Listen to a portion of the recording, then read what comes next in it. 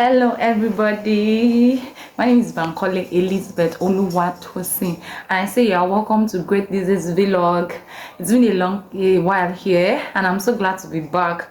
If you are a new subscriber, oh my god, I'm so happy to have you here. Thank you so much for stopping by, and for my very people that have always been coming back to watch my videos, I'm so grateful. Thank you so much for coming around today. So today we're going to be discussing a very important topic. You may be wondering what it's all about. Yes, it's about gifts giver, with respect to singlehood and trusting God, and then being gifted by God a particular person. How should you handle that state? How should you handle the gift? What should be your motive? What should be your disposition to the gifts given to you by the Lord? There's a lot I'll be sharing with you with respect to this topic, so I encourage you to wait to the very end of this video to discover more about it. Thank you.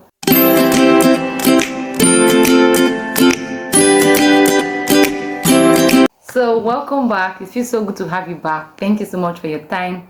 Yes, in the past, in my previous videos, I've addressed the issue of being led by God. Okay, as a son, a daughter of God, God wants to lead you in every aspect of life. He wants to guide you and ensure that you do not make mistakes in any aspect and you do not have regrets, because He said, I will guide you with my own eye. He sees the end from the beginning, so He wants to ensure that His children get the very best out of life. So bringing it to the issue of being single and wanting to be led by God with respect to what direction to take, because God knows the right person for you. God knows the person that will help you, with whom you will fulfill purpose together and all of that. So the help meets for you, God knows. So then seeking the mind of God. Lord, who would you have me go with on this journey? And then God leads you and says, oh, it is Bro J, oh, it is Sister K and all. Yeah. And having heard the Lord, you are like, oh my God, thank you so much, Father, for speaking to me. I'm so glad that you have directed me. Now, that's not all. There is always a period of waiting. Like after God has spoken to you, of course, you wouldn't expect that maybe you just jump at it and, oh, as a brother, just, okay, let me go and propose to her. No, you have to be sure that this is the right time God wants you to go. Okay, she ready. You have to speak with your pastors and follow the right procedure, according to the fellowship or the denomination that you belong to. Yes, and the sister as well, you have to be patient and allow him to come and propose, right? So but then during that period of waiting, after you have heard the mind of God concerning your marital life, what are you supposed to do? So let's dive right into this. Yes, just like, okay, if I come now and say, hello, please, I have a gift for you, and then I bring out something special, a package from the back of my hand, and then I say, from my back that was hid at my back, and I say, hey there, take, I have this for you, and I present it to you, and then you collect the gift from me. You are so happy. Maybe you love gifts, and then after collecting the gift from me, you are just trying to unravel the gift. Maybe you open the gift, you're like, wow, oh my God, how did you know that I love this? And you were so engrossed in relishing the gift and falling in love with the gift, and just while still relishing the gift, I'm like, sorry, I want to say something to you. I want to have a word with you. And you're like, I'm sorry, please, I'm so busy with this gift. There's a lot I need to know about this gift. I need to know how, I need to check the manual. I need to check how to use it. I need to check what I'm not supposed to do with it. And you are so engrossed. And I, the giver of that gift, I'm still trying to speak to you. I'm still trying to, I gave you the gift, right? I can tell you more about the gift, but then let me talk to you. I still want to say a lot to you. But instead of paying attention to the giver, instead of being lost in thanking the giver and spending more time with the giver, you're just in love with the gift that you're not even interested in the giver at all. How would you expect the giver to feel? Yes, the giver won't be happy. The giver would feel like, wow, I gave you the gifts, how come you're not ignoring me? So now let's bring this into the aspect of being led by God. Other God, for instance, God gives you a promise like, okay, with respect to your academics, I'm going to do this for you, and after the Lord has done that for you, you are so much carried away with that blessing. A blessing in your family, a blessing in respect to your finances, or a blessing, a gift in respect to marital life, and God has already led you that, okay, this is what I want to do for you, this is who I have for you. And instead of still falling in love with God, like making God primary in your life, you begin to exalt the gift above him. You are so in love and lost in that, God has given me this, and you do not really spend time with God anymore. You do not really even go back to God to ask about, Lord, how am I going to do, what am I going to do? All you're just doing now is like, let me chat with this brother now, let me chat with this sister now, let me do this, and you're not even seeking the mind of God. You are distracted from God because of that gift. That is not how it's meant to be. Okay, now let's bring this into the marital aspect.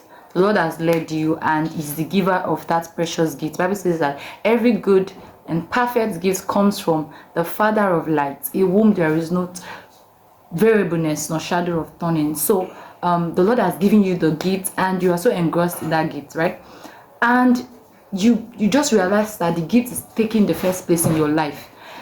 You are no longer spending with time with God like you should. For instance, let's even say that you have even moved from the point of knowing the brother has gone to propose, you have accepted the proposal because you believe the Lord has led you, and then you are in a relationship. You just realize that you are so much engrossed in that relationship. God is no longer priority. Everything that comes to your mind every day is, let me reach out to this person. How is he feeling? How is she feeling? How is her day going? How is it at her hand? And all you are just focused on is the gifts. You so much cherish the gifts more than God. And God wants us to understand that He is the giver of these gifts. He's the one that can keep these gifts for you.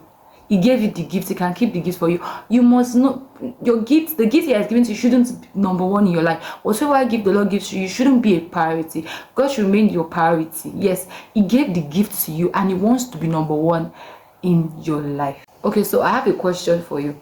For instance, even if God has led you to a person, and thank God for the person is doing well spiritually, the person is doing well financially, the person is just she's just a committed sister, like you really admire the grace of God upon her life. Yes, she's modest, she's beautiful, she's lovely, and or the brother is spiritual, is prayerful, is loving, and you are grateful to God that, oh my God, thank you, Daddy, for giving me this gift, right?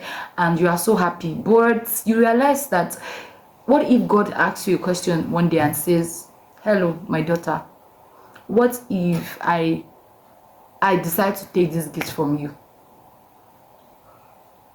Or He comes and say, my son, what if I tell you today that you should let go of this gift? How would you feel? Like, would you be as happy as you were?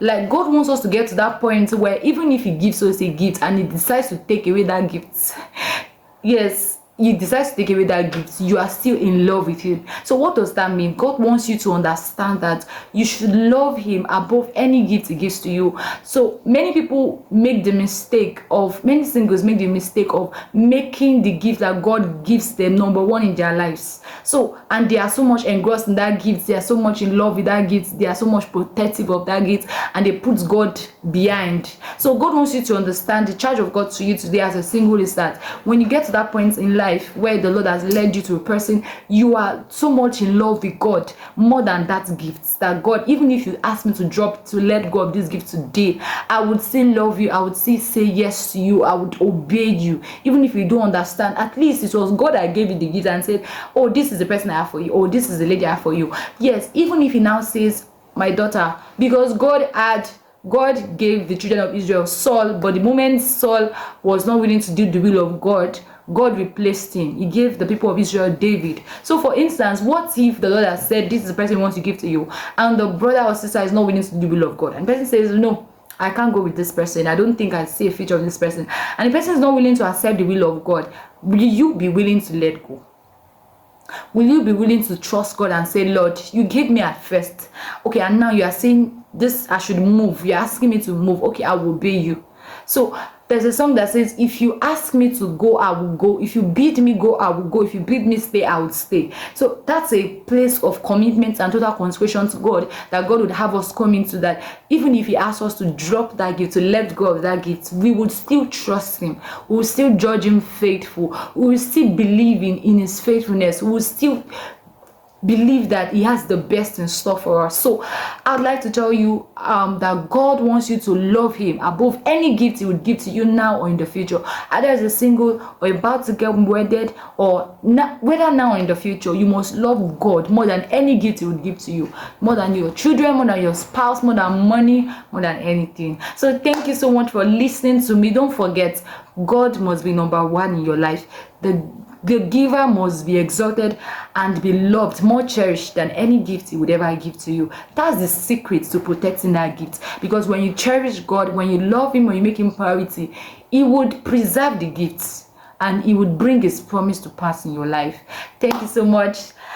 Don't forget to like this video, share it if you were blessed, and subscribe to this channel. See you next time. I am Bankole Elizabeth saying thank you so much for stopping by. Bye.